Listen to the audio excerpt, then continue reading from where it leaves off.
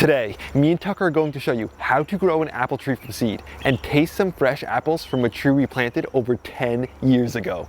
Let's go!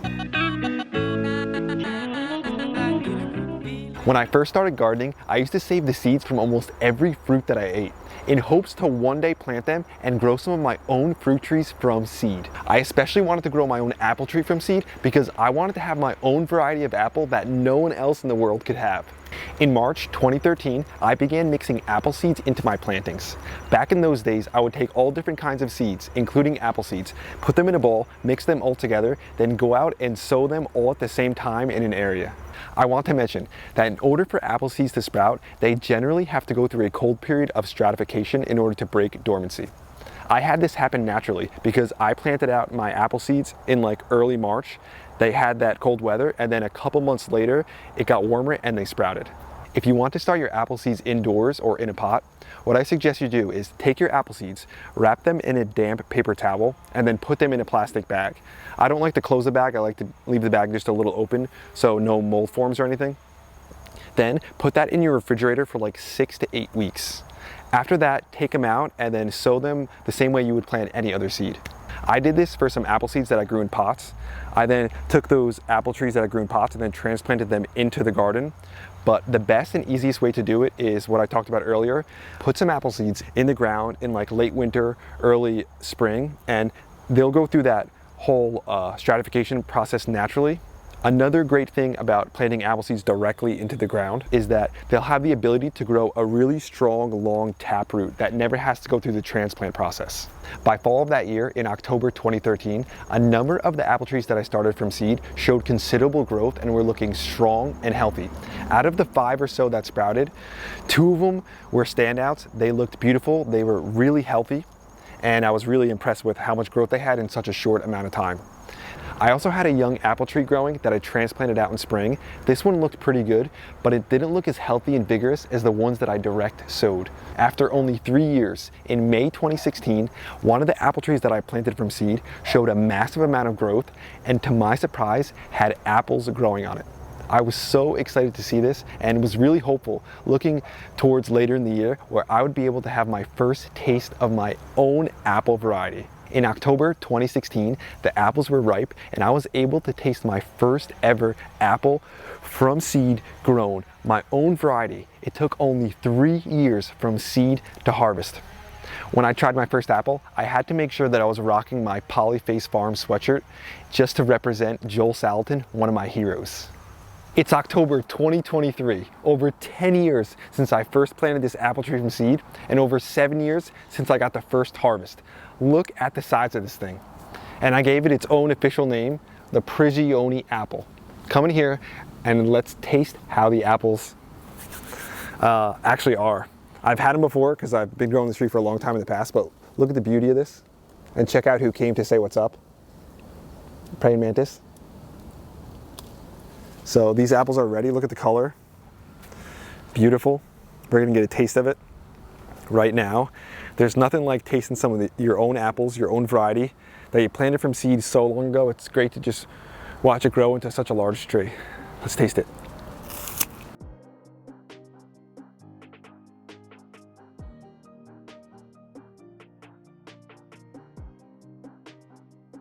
Nice pop to it, so delicious, not astringent. A little kind of maybe spritey in the beginning, but so sweet at the end, an incredible flavor. And as you can see, an incredible tree. I love it so much. So you'll notice these apples are a bit smaller than regular apples. That's because when it comes to growing apples, they don't grow true to seed. For instance, if you take a Honeycrisp apple, you save the seeds from that and you plant that seed in the ground, you're not going to get a Honeycrisp apple back. The reason for that is because there's so much genetic diversity when it comes to growing apples. You'll get seemingly almost random traits from both parents that go into the apple. So all different kind of traits ranging from like shape, size, color, flavor, disease resistance. It's like almost random, and I think that's one of the funnest parts about growing your own apples from seed. When growing an apple tree from seed, you're more likely to get a variety that isn't as good as domesticated ones. So fortunately for me, I got a variety that I really enjoy, and I just love having my own kind of tree. Me and Tuck are the only ones who have this actual variety. Another thing is you'll notice that this tree is massive. So when you plant an apple tree from seed, they grow into full-sized trees. And they're almost impossible to keep really small and still get consistent fruit on them. So typically when you buy an apple tree, like a domesticated one, that's grafted onto a rootstock. Let me bring you over to a Liberty apple. So if you want to grow like an apple tree from seed, you're going to need a lot of space because they get full-sized. But if you have a smaller amount of space and you want to grow an apple that you're guaranteed to get a good one, then you can get something like this. This is the Liberty apple, and this is grafted onto a rootstock. So this tree will only get as tall as a semi-dwarf tree because that's the size of the rootstock. So this tree will only get about 8 to 12 feet in height when it's full size, and you can see how beautiful the apples are. We know we're going to get this consistent good apple, the Liberty right here. This is known as one of the most disease-resistant apple trees on the planet. Shine it up a little bit, and you got some beautiful apple. Let me just take a bite real quick.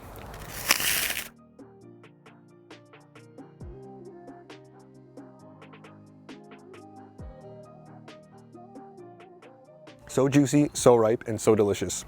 If you have even less space, you could even get a variety that's grafted onto a dwarf rootstock. So this is my Honeycrisp apple. It's always loaded with fruit, but it's grafted onto a dwarf rootstock, so this will only get about 6 to 10 feet in height.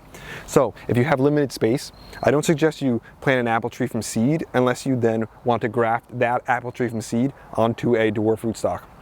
So when you grow domesticated varieties that are grafted like this, you're able to grow good consistent fruit in a small amount of space. One thing I did which allowed me to get an apple tree which produced fast, again after only 3 years, was I planted so many seeds. For instance, if I wanted 1 or 2 apple trees, I planted like 30 or 40 seeds, and then about 5 or 6 or 7 of those germinated, and then I allowed the strongest ones to grow. So it's almost like how nature does it. If nature wants to grow, if nature puts down carrot seeds to grow carrots, it doesn't just drop 1 seed, it drops hundreds of seeds and the strongest ones grow. So I kind of followed that same method, taking a little lesson from nature in order to grow an apple tree like this. I had a few other apple trees, like 4 or 5 I think it was, that got relatively large, and I got rid of those because after about 5 years or so, they weren't producing, and I had already had this apple which was getting large, and I can't fit more than 1 full-size apple tree in my yard. Another thing is, look how loaded the apple tree is. There's so much fruit on it. There are a lot of different things I could do with this fruit. For instance, I can make pies, I can make cider, I can make jelly, I can even make vinegar or something. So it's got a lot of different uses. Another beneficial thing about this apple tree is that it helps to pollinate all my other apple trees. Since it's so large, it produces so many flowers. So it works fantastic as a pollinator for my Honeycrisp apple over there and my Liberty apple too. So there's a lot of benefits that come from it. All in all, I'm so happy that I have my own variety of apple growing. I mean, it doesn't taste as good as eating something fresh like a Williams Pride apple, some of the domesticated varieties. So I usually just process a lot of the apples. All in all though, there's nothing like eating an apple, getting the seed out, planting it in the ground, watching it grow, and then seeing it turn into a huge apple tree, and the excitement of finding out what the fruit's gonna look like, then finally getting to taste the fruit, hang out in the shade of the tree you've grown. It's an absolute treat, and I think it's something everyone should try in their lifetime. It's such a blast to be able to have your own variety of apple.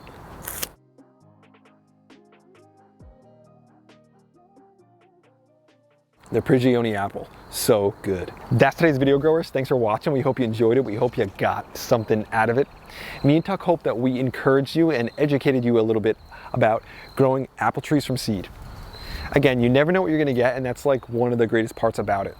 So if you don't have a lot of space, then I don't necessarily suggest that you plant an apple tree from seed. If I only had a very small amount of space, I'd probably just get a domesticated dwarf apple. But even if you really want to grow an apple tree from seed, you can do that. And then once it starts fruiting, you could just graft one of the branches onto a dwarf rootstock and kind of keep that variety. For me, I wanted the tree to get so large because I take like a little bit of pride in have planted this from seed. It's just like when I come out here, I see the apples on it. It's just like, I don't know, there's something I enjoy about it. There's something unique about like eating a fruit, saving the seed from it, and then just being a part of the whole process and then watching it actually fruit itself. It's just so much fun, and it's like being a part of the whole cycle of nature. It's super rewarding. So me and Tuck wanted to mention that we just dropped some merch, well, recently at jamesprigioni.com, our new merch, the Sow with the Flow merch. And this guy hasn't been in the video a lot, but believe me, he's been in the background working, digging through stuff, grabbing peppers. So he's always having a blast out here. And we hope you guys love seeing Tuck in the video. Spam some hearts down low if you love seeing the little homie in the video. We also wanted to mention a thank you to one of our new channel members, Trina Saldivar. Thanks for being a part of Team Grow. Thanks for having your hand in everything we're doing out here. We also wanted to mention to share this video with your friends if you got some value out of it and if you enjoyed it. And this is something that I've just been passionate about because it was always something that I wanted to do. And having actually done it, I'm really happy that I did. So again, I'll encourage you guys to get some apple trees planted from seed. You never know what you're gonna get. It's like an apple lottery, and that's truly one of the greatest parts about the whole thing. We had a blast. We hope you guys did too. Tuck and James will be back at you again real soon. We out.